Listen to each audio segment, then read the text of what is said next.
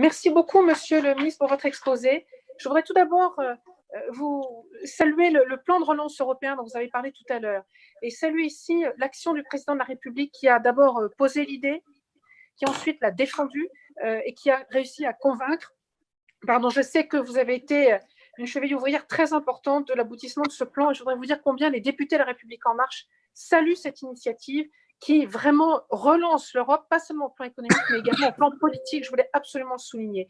J'avais une question sur l'ouverture des frontières aux pays tiers à l'espace Schengen, pour souligner que dans la liste qui a été donnée, il y a des pays pour lesquels il n'y a pas de réciprocité actuellement. Vous avez dit que c'est en cours de négociation, mais le Japon n'applique aucune réciprocité. L'Australie et la Nouvelle-Zélande, il y a une attitude qui est assez proche de l'absence de réciprocité. Je voudrais également savoir comment a été établie cette liste. Je comprends qu'il y a un compromis qui est difficile à trouver, mais je voudrais vraiment porter à votre attention le fait que les pays de l'ASEAN, que sont Singapour notamment, mais également la Birmanie, le Laos, le Cambodge, le Vietnam, avec des données tout à fait fiables, bien que ça puisse nous étonner, vraiment c'est fiable, leur situation sanitaire est plutôt meilleure que chez nous. Et ensuite, que vous puissiez peut-être nous dire quelle est la nature des exemptions. Je suis beaucoup sollicitée sur des cas de rapprochement familiaux pour des personnes mariées, pas mariées, paxées, pas paxées, enfin bref, beaucoup de situations de ce type-là qui sont tout à fait douloureuses et qui vont au-delà de la simple situation des étudiants.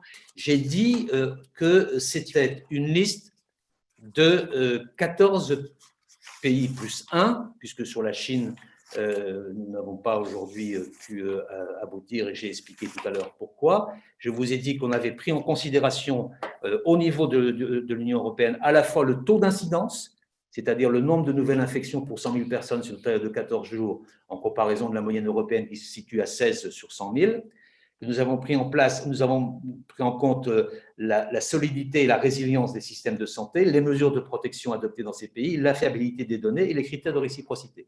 Voilà l'ensemble de ce que la Commission a pris en considération pour déterminer les pays avec lesquels nous pouvions aboutir à une levée des frontières.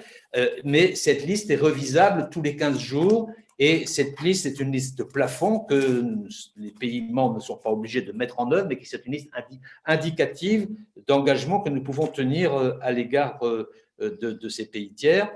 Vous avez, Madame Jante, expliqué que le Japon n'avait pas encore mis en œuvre la réciprocité que nous souhaitions. Oui, c'est vrai, mais si nous ouvrons vers le Japon, c'est pour aboutir à ce que le Japon fasse la même chose de notre côté.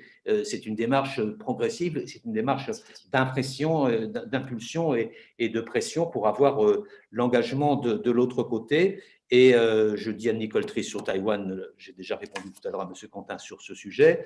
Et je voudrais aussi vous dire que sur les exemptions, je suis tout à fait disposé à regarder les cas de sanctions, les cas d'exemption qui pourraient être pris en compte. Il y a des exemptions sur les professionnels de santé, sur les travailleurs saisonniers, sur les étudiants, mais s'il y a des cas particuliers, on peut éventuellement agir pour qu'ils puissent être pris en considération. Vous savez qu'on n'a pas lésiné sur le soutien à ces interventions que nous avons pu avoir depuis le mois de mars dernier, et on pourra poursuivre en ce sens.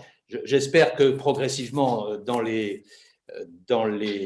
jours qui viennent, dans le mois qui vient, les mesures d'assouplissement pourront se renforcer, mais il reste ce que j'ai dit en début de propos, qu'il faut rester très, très vigilant sur ces enjeux.